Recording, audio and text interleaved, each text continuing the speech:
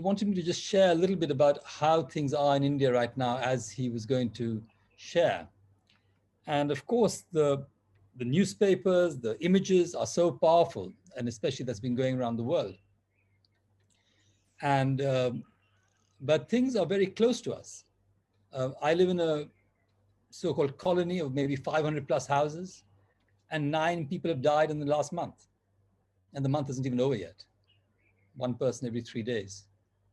Another friend from I'm in sector 15A, Noida. There's another sector 93A. Somebody wrote to me today, 30 people in their sector have died. Now, these are not large communities.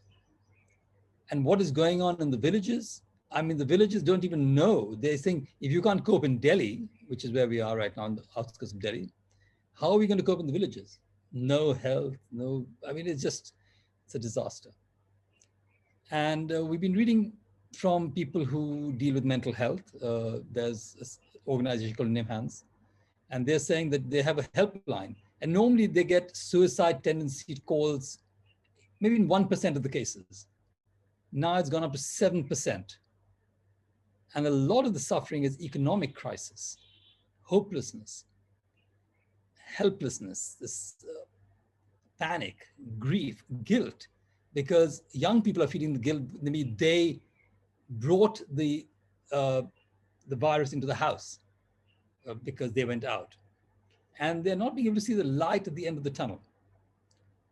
And I know I'm reminded when Thai, of course, had that same situation in the middle of the war. And we are all students of Thai, and he's taught us how he handled that. And I feel that sort of is manifesting in insomnia, in loneliness, and depression. And we know that the Buddha can help in these things in some way. And then just to top it all, Cyclone Yasa's hit this morning at 130, 140 kilometers an hour on the eastern coast, hitting Orissa, Bengal, Jharkhand. And large parts have been inundated with water. And yet, of course, not to forget that many, many good things are going on. Really good efforts from different communities.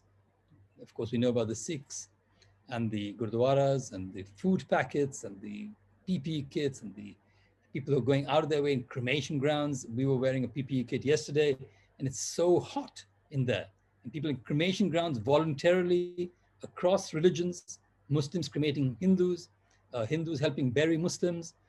There's no discrimination in this.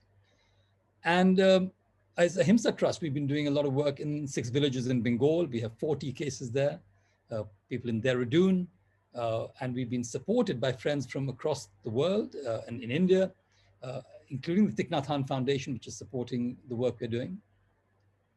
And I feel that this is the least we can do in terms of physical support, in terms of, oximeters, oxygen concentrators, masks. But the mental trauma is huge. And so we're trying our best. And that's why we felt that it would be wonderful to hear from a brother like Brother Faplai, his sharing, what he might say. And I'm also reminded just before he starts of a quote which was given by Arundhati Roy at the end of one of the essays where she wrote. And she said something like, historically, pandemics have forced humans to break with the past and imagine their world anew. And this one is no different. It is a portal, a gateway between one world and the next. And we can choose to walk through it, dragging the carcass of our prejudice and hatred or avarice, our data banks, our dead ideas, our dead rivers and smoky skies behind us.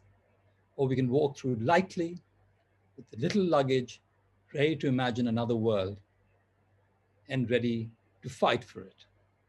I would say ready to strive for it, walk lightly. Dear Brother Faplai,